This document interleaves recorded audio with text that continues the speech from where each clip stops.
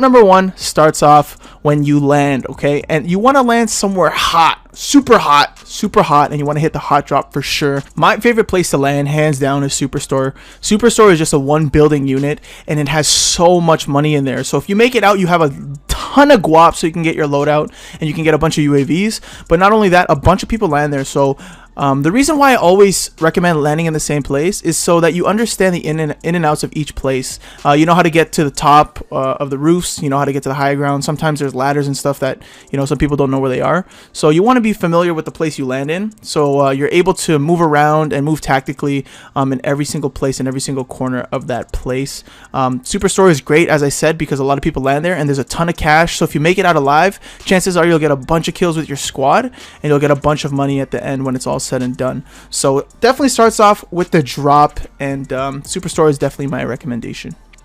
The great thing about landing in the same spot as well, as I forgot to mention, is you know where all the loot spawns, and you also know all the cover areas, in a sense where like there's some boxes and stuff where you get a better position or a better advantage when you're facing somebody. You know where the head glitch, you know where all the corners are, where you could pop over, jump over, and shoot somebody.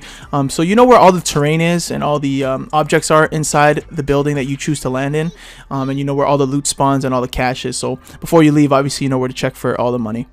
So tip number 2 that I have is play as a squad, play as a unit. This is obviously a tip for winning games in general, but you don't want to be solo and leaving your squad behind, and you don't want to just, you know, play with randoms. It's easier to get high kill games if you play as a team, so that your communication is on point. You can call out where people are. You can delegate cash between each other, so you can split money or drop money for your teammates, or they can do the same for you to buy UAVs, a loadout drop, etc. And another thing is, as a squad, you want to rush and push everything.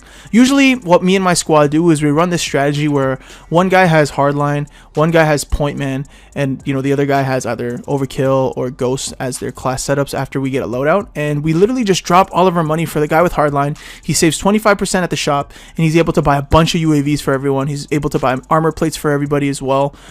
So that's a great strategy to use. If you guys don't like using that strategy and you obviously want to use overkill as well, just delegate your cash between your teammates so that you can buy you know, all your plates that you have ready for gunfights, and you can buy a bunch of UAVs, call them in right away so that you can make sure that no one's close. You're pushing the shop, and call the UAVs as well so that you can push teams as a unit as well. What's great to do as well is if you pick up bounty contracts prior to having a UAV called as a squad. So you want to push a bounty contract, grab it right away, and then once you're in the yellow vicinity of the enemy team who you're hunting, call that UAV in, and as a unit, like, push that squad together. That's something that our team does a lot. We get a lot of kills from that as well, and you obviously get a lot of cash. You get more UAVs from that bounty, and then you just keep rinsing and repeating, where you can just keep doing it over and over, getting more cash, getting more UAVs, getting more bounties, you know, and it's a great cycle. So you'll be able to get a lot of kills because you're able to pinpoint exactly where the teams are, and then even pinpoint where they are finer with those UAVs you're calling in with your team. So tip number 3 is mastering your playstyle. Now, as you guys can see in the video that I'm playing in the background, I love to snipe. I'm an aggressive sniper. I don't like to camp too much. I only camp if it's really tactical, if the circle's small and we have to hold down a position, and we have an advantage of either gatekeeping somebody or, you know, watching over a shop where I know people are going to come in and we can get a lot of kills. I'm not the type to like stand on top of one of the buildings in downtown, put some claymores down. You know, I'm not trying to diss those kind of players, but that's not the type of player I am. I'm kind of an aggressive sniper. The combo that I'm running right now is the Grau 5.56 and the HDR. And you obviously want to use a class setup that you're comfortable with, and you want to master your playstyle. I know a lot of people run overkill with an SMG and an assault rifle. Those people are like really in your face kind of players.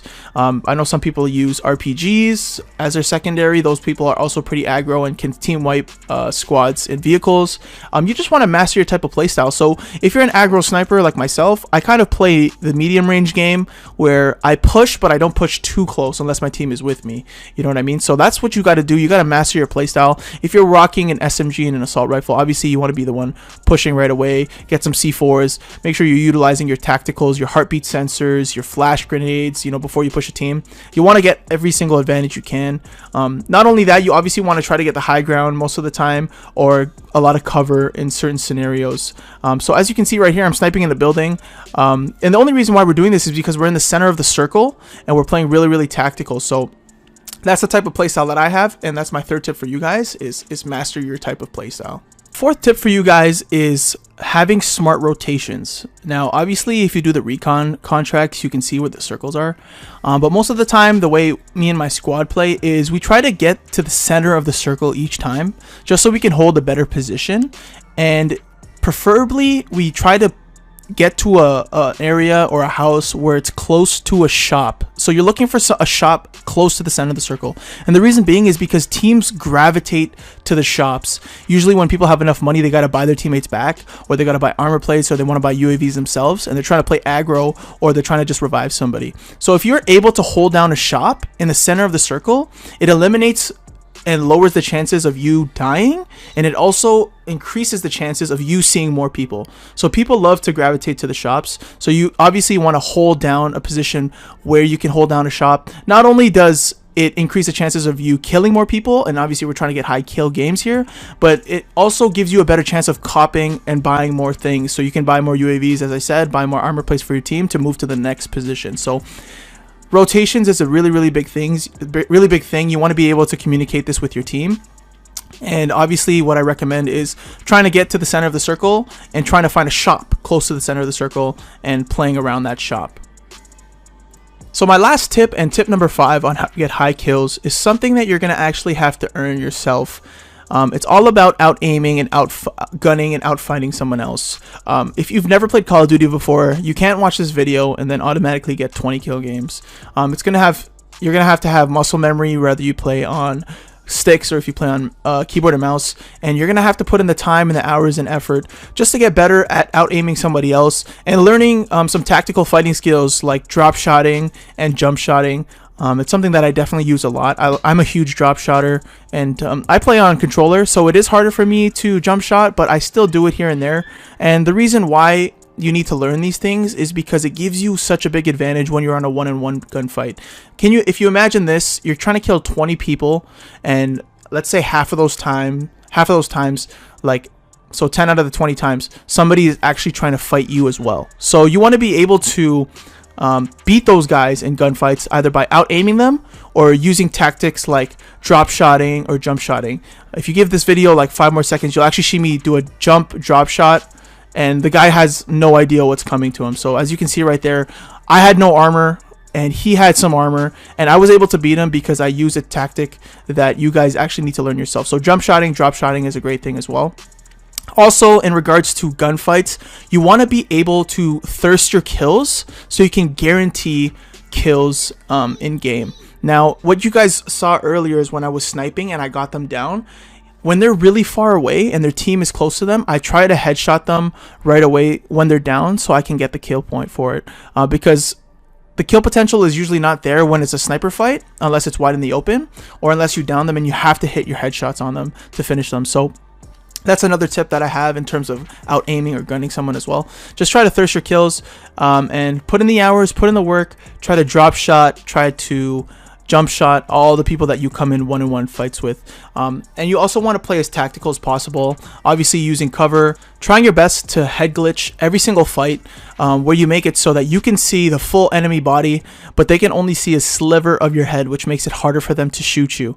So you want to give yourself the most tactical advantage possible. And those are pretty much the 5 tips that I have for you guys. Just to recap those 5 tips, the first one is hot drop in, starting off with the hot drop. The second one is play as a squad. The third one is master your play style. The fourth one is smart rotations, and the fifth one is tactical one-on-one fighting that you got to put them hours into, man. Safe zone relocated. Time almost up. Bounty target identified. Slot the bomb.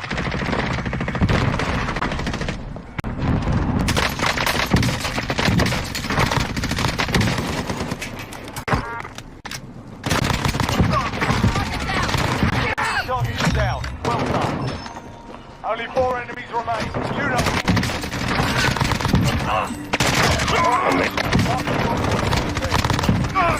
Your team is KO. It's up to you now. Oh, Solus. Insane, man.